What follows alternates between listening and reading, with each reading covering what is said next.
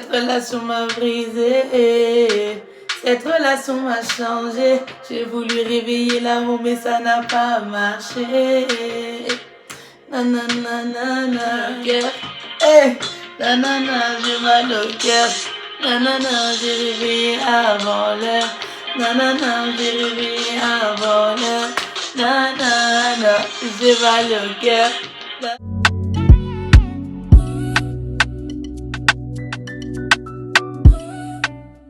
Hello tout le monde, moi c'est Diaïka, votre soiriste préférée.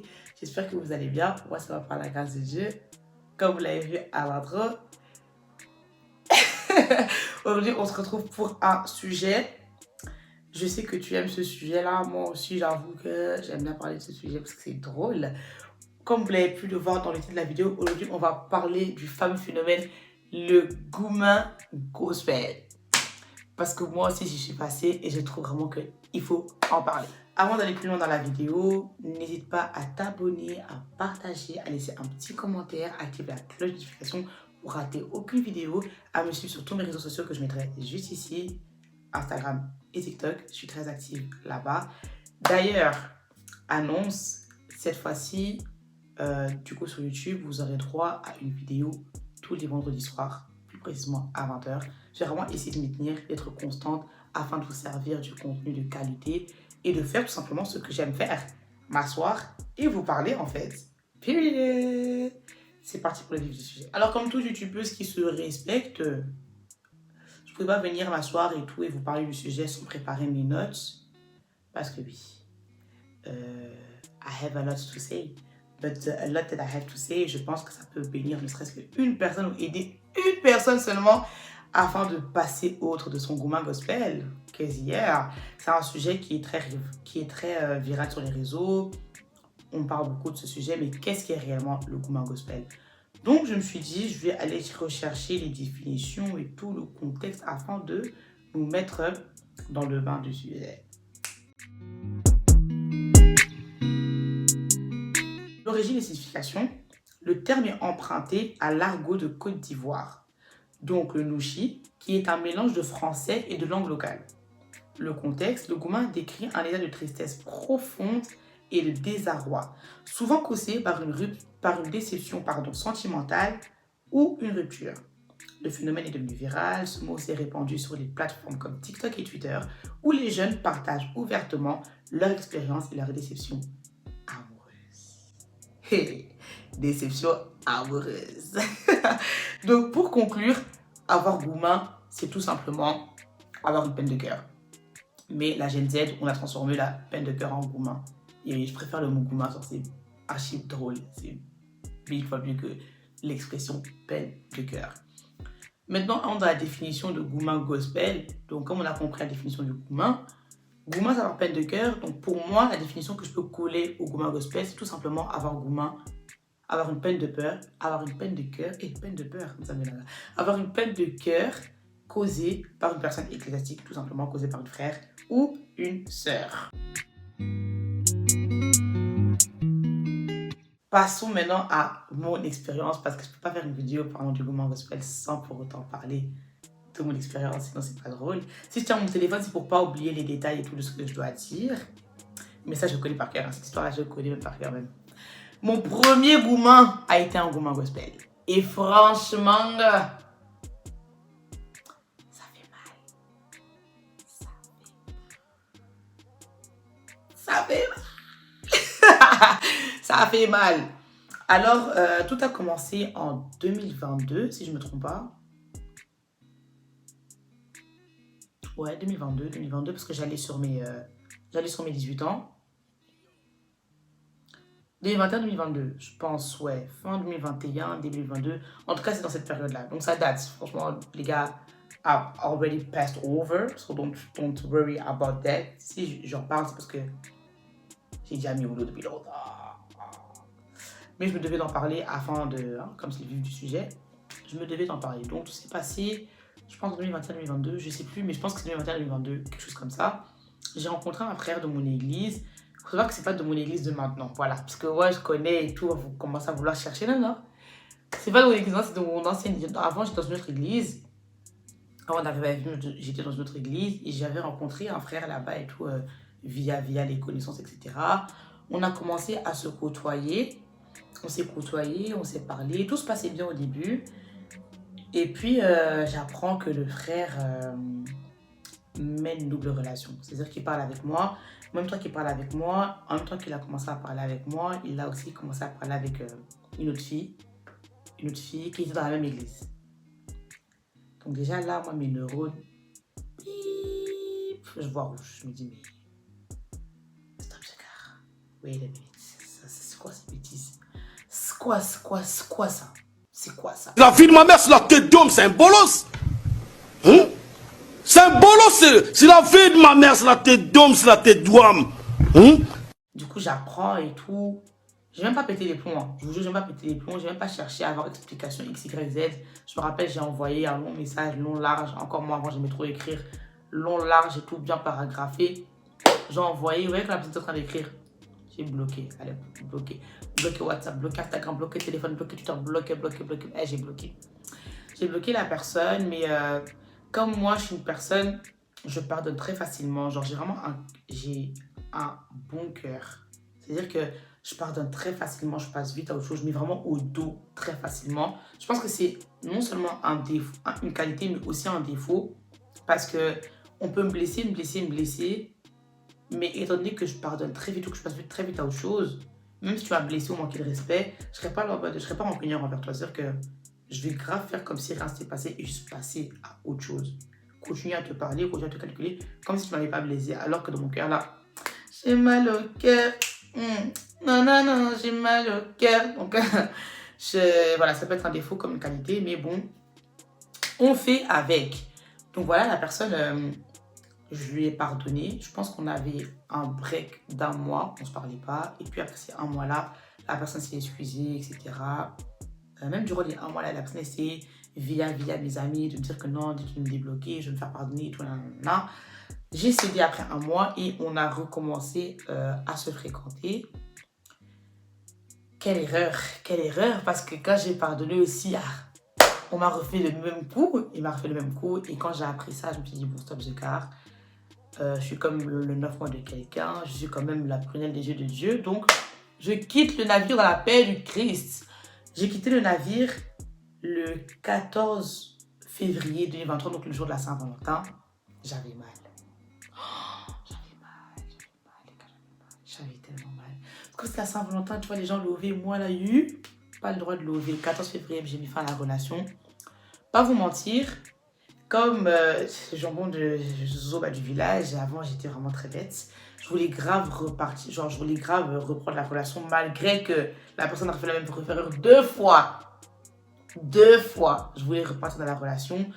Mais je me suis aussi regardée dans la glace, je me disais, c'est une bête de meuf, arrête de faire l'imbécile, donc stop the car. Et puis j'ai cata et j'ai été en roumain du coup du mois de février, mars, avril, mai, juin, juillet, août, octobre, 8 mois de gars, 8 mois de roumain, les gars. Entre les pleurs, entre les questionnements, parce qu'en fait, moi je n'étais pas passée à autre chose, mais la personne était grave passée à autre chose, genre elle avait grave refait sa vie, and I was like, moi j'ai pas droit en fait. Moi j'ai pas droit. Non, les gars, j'ai pleuré, j'ai grave pleuré, j'étais grave dans le mal et tout. Et mes copines, elles comprenaient pas parce qu'elles disaient, oh, quand tu es dans le mal comme ça et toi avec la personne, j'ai fait, s'il vous plaît. S'il vous plaît, tant que t'as pas encore vécu le truc, tu peux pas vraiment venir me juger. Voilà, j'avais grave mal. Et tout. Mais puis finalement, je suis passée à autre chose. Après les 8 mois, j'ai arrêté de pleurer. Je suis passée à autre chose. J'ai rencontré de nouvelles personnes aussi. Et je suis passée à autre chose tout court. Donc voilà, ça c'est un peu mon expérience du Gouma Gospel. Alors la question qu'un frère ou une soeur peut se poser, c'est que comment est-ce que j'ai fait finalement pour passer à autre chose après avoir passé 8 mois à penser à une seule personne, etc. Ça a été dur, hein. Je ne vois pas qu'au début c'était dur, je n'arrivais pas à passer à autre chose. Même après les 8 mois, des fois j'avais des flashbacks ou les Snap aussi est méchant, hein. Comme par hasard, quand tu te sens mal, tu vois, voilà les memories Snap et tout. Snap aussi est très méchant. Ça contribue aussi à mon gourmand. Snap et tout, les memories Snap. les conversations, bref. Ça faisait mal, mais je m'en suis sortie. Et si moi, je m'en suis sortie, ça veut dire que toi, tu peux t'en sortir, en fait. Period. Donc, arrête de te morfondre dans ton lit. Prends ton lit et marche. Amen, amen, amen. Et plus sérieusement, comment j'ai fait pour m'en sortir? J'ai écrit 1, 2, 3, 4 points de comment est-ce que j'ai fait pour en sortir et comment est-ce qu'on peut s'en sortir tout simplement d'une peine de cœur. Parce que c'est vrai que des fois, c'est un sujet qu'on néglige parce qu'on se dit que c'est bête. Mais il y a d'autres, il y a des peines de cœur qui mènent à des dépressions, il y a des peines de cœur qui mènent d'autres suicides. J'en connais qui... D'autres suicides, ça mène à des pensées négatives par rapport à soi-même. Tu peux perdre confiance en toi, parce que moi, par exemple, j'avais perdu confiance en moi parce que je ne comprenais pas comment on pouvait me faire de la peine 2 fois de suite, sans rancœur, etc. En fait, je me posais beaucoup de questions. J'avais perdu confiance en moi. Pourtant, moi, je suis une meuf, je suis une narcissique de fou malade. Je ne vais pas dire que je me trouvais plus jolie, mais j'avais perdu cette confiance en moi. J'avais plus confiance en mon karaté, comme j'aime dire. Je ne savais plus trop où me placer. J'avais peur des hommes, j'avais même peur des frères en Christ. Je me disais que et si dans le monde ils sont bizarres, dans l'église ils sont bizarres et tout. Donc franchement, toute ma manière de penser avait changé. Donc franchement, I was destroyed, on va dire. But, par la grâce de Dieu, je m'en suis sortie et je vais vous donner les clés pour vous en sortir. Donc première des choses, il faut changer ta façon de penser. Pourquoi je dis ça? Parce que c'est pas parce qu'un frère ou une sœur de l'église t'a blessé que tous les frères et sœurs de l'église sont comme ça. Moi, j'ai fait l'erreur de quand j'ai été blessée par un frère, j'ai mis tous les frères dans le même sac. C'est-à-dire que pour moi, dès qu'un frère en Christ venait m'approcher, je te voyais déjà en bizarre. Pour moi, non, t'étais un sorcier. Ah non, non, non, non. Comme moi, on m'a déjà brisé le cœur et je me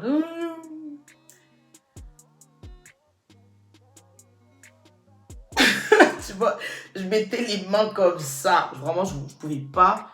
Je pouvais pas me les voir. C'est-à-dire que les frères en Christ, je pouvais pas me les voir. Mais après, mon gourmand, je me suis dit, il faut pas faire de ton expérience une généralité. C'est-à-dire que faut pas parce qu'une personne t'a blessé, toi maintenant tu penses, tu mets tout le monde dans le même sac. Parce que moi, je crois aujourd'hui qu'il y a des bons frères en Christ. Il y a aussi de bonnes sœurs en Christ. Parce que je sais qu'il y a des frères aussi qui vivent des gourmands. Même s'ils en parlent moins que nous, les filles. Je sais qu'il y a des frères qui vivent des lourds gourmands. Parce qu'il y a des sœurs aussi, vous êtes méchantes. Vous êtes méchantes. Mais genre, faut pas faire de ton expérience une généralité. Parce que tu vas finir par être dégoûté. Et tu vas finir par te dire que parce qu'en Christ, c'est comme ça. Autant aller avec les gens qui sont dans le monde. Je vous promets, je parle par expérience, dans le monde là-bas, il n'y a rien à gratter. Ah non, non, non, non. Le monde là-bas, là, il n'y a rien à gratter. Il n'y a rien à gratter. C'est votre soeur Tenka qui vous dit, il n'y a rien à gratter. Donc franchement, restez à l'église. Ouais, le vrai, ça se trouve à l'église. Moi, je vous le dis. Malgré que je n'ai pas encore trouvé, ça se trouve à l'église. Dans le monde là-bas aussi, c'est chaud. Ah, tu penses que tu as trouvé bien là-bas, ah, c'est chaud. C'est chaud, ma bébé. Mais pour dire que ne faites pas, en tout cas, premièrement, de votre expérience une généralité. Changez vraiment votre mindset de se dire que si ce frère ou cette soeur m'a fait mal, ben, tous les frères et sœurs en Christ sont comme ça. C'est faux. C'est faux. Il y a encore des bonnes herbes dans les mauvaises herbes. Trouvez votre bonne herbe et ça ira. Amen. Prochain point, allez à l'église pour les bonnes raisons. Pourquoi je dis ça? Parce que c'est un truc que j'ai remarqué souvent lorsqu'on vient du monde et qu'on arrive à l'église, on a souvent l'habitude d'idéaliser le monde chrétien et surtout le fait de sortir entre nous les chrétiens. On idéalise, ce qui fait qu'on se dit que bon, comme dans le monde, je n'ai pas trouvé et que je suis venu à Christ, je vais directement trouver mon copain, ma copine à l'église. Et tellement on idéalise les relations en Christ et tout, prier ensemble, servir Dieu ensemble, on en oublie la chose pour laquelle, premièrement, on vient à l'église, c'est chercher Dieu. Tu ne viens pas à l'église pour chercher ton mari, tu ne viens pas à l'église pour chercher ta femme. Premièrement, tu viens à l'église pour chercher ton premier époux, qui est Christ. Et je pense que des fois, on oublie l'essentiel. Et le fait qu'on vienne à l'église pour les mauvaises raisons, c'est aussi la raison pour laquelle on en ressort blessé et on commence à boycotter une certaine église ou boycotter l'église tout simplement parce qu'un frère ou une soeur nous a blessés. Alors que c'est tout simplement toi qui t'es fait une image erronée de qu'est-ce qui était réellement une relation en Christ ou de qu'est-ce qui était un frère ou une soeur. N'oubliez pas aussi que l'église, premièrement, c'est un hôpital. C'est-à-dire que les gens viennent se faire soigner. Les gens viennent chercher leur guérison, leur restauration. Je prends l'exemple d'un patient qui est malade. Il va à l'hôpital, le docteur lui prescrit quelque chose. Il sort du cabinet et il refait exactement ce qui l'a rendu malade. Pourtant, le docteur lui a prescrit quelque chose. Je mets ce contexte dans le contexte ecclésiastique. Tu viens à l'église parce que tu es blessé, etc. Dieu te prescrit un médicament. Dieu te prescrit quelque chose en mode cherche ma face, reste dans ma présence, etc. Toi, tu ressors du cabinet, tu refais la même chose qui te blesse. C'est-à-dire que, par exemple, je sais pas, tu étais venu chercher l'amour. Dieu te dit que non, ma fille, mon fils, viens d'abord chercher ma face. Tu dis à Dieu, ok, tu repars encore chercher l'amour, tu refinis encore blessé, tu repars vers Dieu pour dire que non, Seigneur, j'ai été blessé. Mais c'est ta faute. Parce que Dieu t'a donné la prescription. Il t'a dit, cherche d'abord ma face. Le reste viendra après. Tu pars chercher autre chose. Tu finis blessé. Why are you crying out to God? Dieu t'avait déjà prévenu. Dans la parole de Dieu, il t'écrit, recherchez premièrement le royaume de Dieu et sa justice et le reste vous sera donné par-dessus. C'est-à-dire que tant que toi, tu fais les choses à l'envers, tu recevras les choses à l'envers. Je m'explique. Si tu cherches l'amour premièrement avant la face de Dieu, tu recevras la déception au lieu de la joie. Or que si tu cherches d'abord le royaume de Dieu et sa justice, par-dessus tout, tu recevras l'amour correct, une relation correcte, un frère correct, une sœur correcte. Donc, deuxième point, allez à l'église pour les bonnes raisons. Ne venez pas à l'église avec la pensée que je viens à l'église pour chercher un frère ou une sœur. Parce que c'est comme ça en fait que tu finiras déçu. C'est en cherchant que tu finiras déçu. C'est pas Ruth qui a cherché Boaz, c'est Boaz qui a cherché Ruth. Knock it. Puis, troisième point, remets ton cœur entre les mains de Dieu et dis-lui que tu as mal. Vous savez, des fois on est vraiment drôle. C'est-à-dire qu'on veut faire semblant devant Dieu, on veut faire semblant devant sa présence. On veut faire comme si tout allait bien, alors qu'on a mal. Moi, pendant les 8 mois, je faisais trop semblant. C'est-à-dire que durant cette période, je voulais trop mettre au dos, trop rapidement, dire que c'est pas grave, je passe à autre chose et tout, et puis c'est quoi, et tout, c'est qu'une peine de cœur. Mais on oublie que Dieu nous dit qu'il est près de ceux qui ont le cœur brisé. On oublie aussi que même quand on vient prier à lui, il sait déjà ce qu'on veut, même avant qu'on ouvre la bouche pour le dire. On dit aussi qu'il est celui qui entend même les soupirs inexprimes. Donc même lorsque tu parles pas, même tes larmes, les larmes ne se traduisent pas, mais lui arrive à traduire tes larmes. C'est-à-dire que lorsque tu as mal, arrête de cacher ton mal-être à Dieu. Va tout simplement lui déverser ton cœur et dis-lui, Seigneur, j'ai mal. Des fois, on ne veut pas aller déranger Dieu pour une peine de cœur parce qu'on se dit que c'est un bête truc et que Dieu ne m'entend pas. Alors que Dieu entend toute prière. Et Dieu, en fait, Dieu est amour. Dieu est un père d'amour. C'est-à-dire que en tant que notre papa, il ne veut pas que tu sois blessé et peu importe la chose qui t'a blessé, il est prêt à te guérir de ça. Donc si tu vois que tu n'arrives pas à passer et que la chose ça te pèse au cœur, remets ton cœur entre les mains de Dieu. Vraiment, remets ton cœur entre les mains de Dieu. Ne lui cache pas ta peine parce qu'il veut te guérir de cette peine. Même si pour toi c'est un bête truc, le fait que ça te cogite la nuit, que tu n'arrives pas à dormir, que même durant la journée, la chose te travaille, c'est que d'un côté ou l'autre, ça t'a fait mal. Donc va déplorer, va vraiment déposer ton cœur à Dieu. Et implore sa grâce. Oui, Seigneur, j'ai eu mal, tu m'avais parlé, je n'ai pas écouté, mais this time, je remets mon cœur à toi et je veux suivre la volonté parfaite que tu as pour moi. Et je vous jure que si vous faites cette prière sincèrement, vous verrez que Dieu vous prendra dans ses bras et guérira votre cœur brisé. Le dernier point que j'ai écrit, c'est vois les bons côtés des choses. Je vous jure, j'ai eu tellement mal dû à cette peine de cœur que la seule solution que j'avais, c'était de revenir à Christ. Je m'explique. Quand tu es en relation avec une personne, qu'on le veuille ou qu'on ne le veuille pas, cette personne va commencer à prendre beaucoup de place. Et étant donné que dans cette époque, j'étais pas encore bien affermie dans ma foi comme aujourd'hui, la relation en question prenait beaucoup de place. Je passais beaucoup de temps au téléphone avec la personne. Je passais beaucoup de temps à savoir comment la personne allait, si ça, me préoccupait de ça, au lieu de me préoccuper de Dieu d'abord. C'est-à-dire que d'un côté, je m'étais quand même éloignée de Christ, même sans m'en rendre compte. Je disais que non, mais de toute façon, je médite, je passe mes temps de prière et tout, mais la personne prenait plus de place dans ma vie que Christ. Il ne faut pas oublier que Dieu est un Dieu jaloux. Dieu n'aime pas ce genre de choses. Donc, finalement, j'ai fini en gourmand. Et je vous jure, hein, ce gourmand, je ne me suis jamais autant rapproché de toute ma vie entière. Ah! Je ne me suis jamais autant rapproché de Dieu de toute ma vie entière. Je me rappelle l'année de mon gourmand, donc l'année 2023. C'est l'année où je me suis fait baptiser. C'est l'année où j'ai jeté mes vêtements à la poubelle. Et je vous jure, j'avais mal, hein, mais cette douleur m'a rapproché de Dieu. Et je dis toujours, vaut mieux une douleur qui te rapproche de Dieu qu'un plaisir qui t'éloigne de lui. Si tu vois que tu es dans une relation et au lieu de te rapprocher, tu t'éloignes, cut it.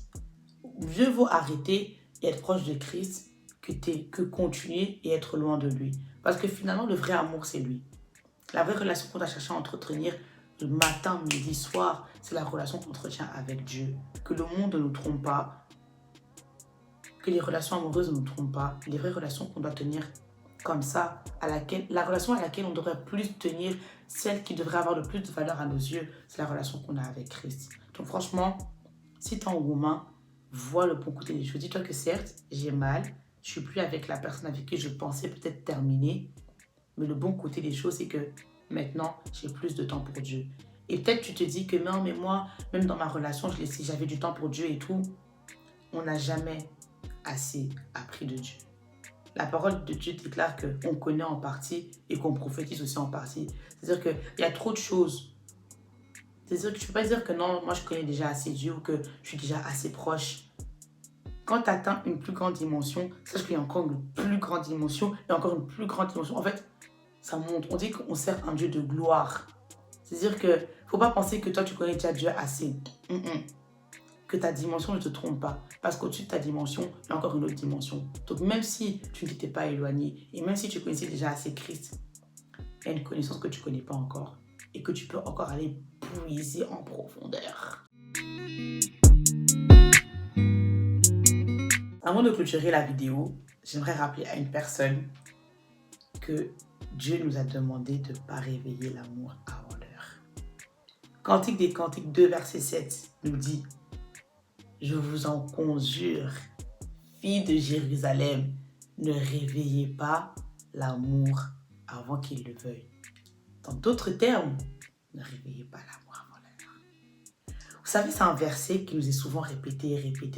Et moi, c'est un verset qui m'a souvent été répété parce que moi, comme je suis une amoureuse de l'amour, malgré les déceptions que j'ai déjà eues, etc., jusqu'à aujourd'hui, je suis une amoureuse de l'amour. Et également, j'aime lover. Je peux faire la beauté ma pierre, hein, parce que j'aime trop faire la beauté ma pierre. Mais j'aime lover. J'aime l'amour, j'aime le romantisme, j'aime les fleurs, j'aime les moods. Les gars, j'aime tout simplement l'amour.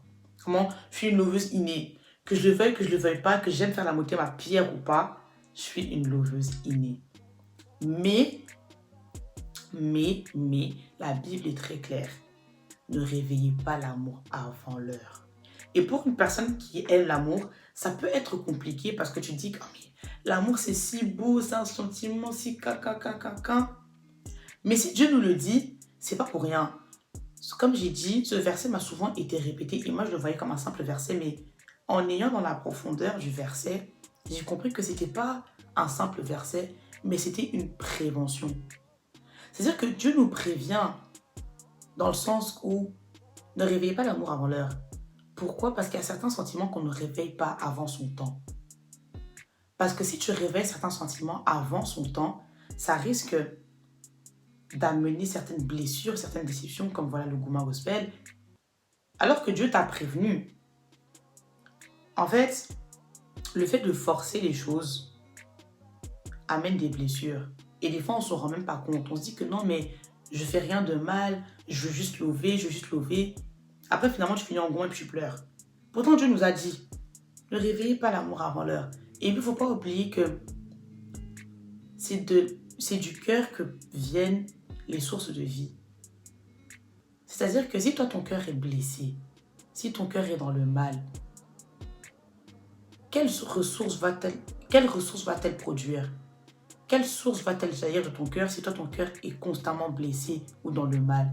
De plus, la Bible nous dit que c'est de l'abondance du cœur que la bouche parle. Si ton cœur est dans le mal, quelle parole vas-tu ressortir? Faut pas oublier que nous sommes des servantes et des serviteurs de Dieu. Pas forcément dans le ministère ou autre, mais même en général. Quand tu es venu à Christ, là, ce que tu fais, même ce que je fais sur les réseaux, sur YouTube, même ce que toi tu fais derrière ton écran, peu importe ce que tu fais, de manière ou autre, tu sers Dieu à travers d'un don, un talent qu'il t'a donné. Donc tu es une servante et un serviteur de Dieu. Tu es censé annoncer la bonne nouvelle. Tu es censé prêcher la bonne nouvelle. Tu es censé évangéliser. Tu es censé divulguer de l'amour autour de toi. Parce que c'est de l'abondance du cœur que de la bouche parle. C'est-à-dire que ton cœur doit être dans un bon état pour faire ce genre de choses. Ton cœur doit être dans un bon état pour aussi déclarer des bonnes paroles. Mais si toi maintenant, ton cœur est dans un mauvais état, ton cœur a constamment mal, ton cœur pleure tout le temps, quelles paroles vas-tu ressortir de ta bouche? Quelles paroles vont ressortir de toi si toi, t'as constamment mal? Quelles paroles vont ressortir de toi si toi, t'as toujours le cœur brisé? Tu es toujours en bouma. Quelle bonne parole vas-tu prêcher? Quelle bonne parole vas-tu ressortir de toi? Faut pas oublier que lorsqu'on est dans une situation difficile, hormis les peines de cœur, etc., mais tout simplement lorsque notre cœur est troublé ou lorsqu'on ne va pas bien, tout simplement, notre service aussi en dépend. Notre santé mentale en dépend. Notre vie entière, notre entourage, tout simplement dépend de comment on se sent. Si tu te sens tout le temps mal, what are you going to produce? Que vas-tu produire? Quelle bonne semence vas-tu relâcher dans la vie d'une personne si tu es tout le temps dans le mal? Donc, refuse de réveiller certains sentiments avant qu'ils le veuillent.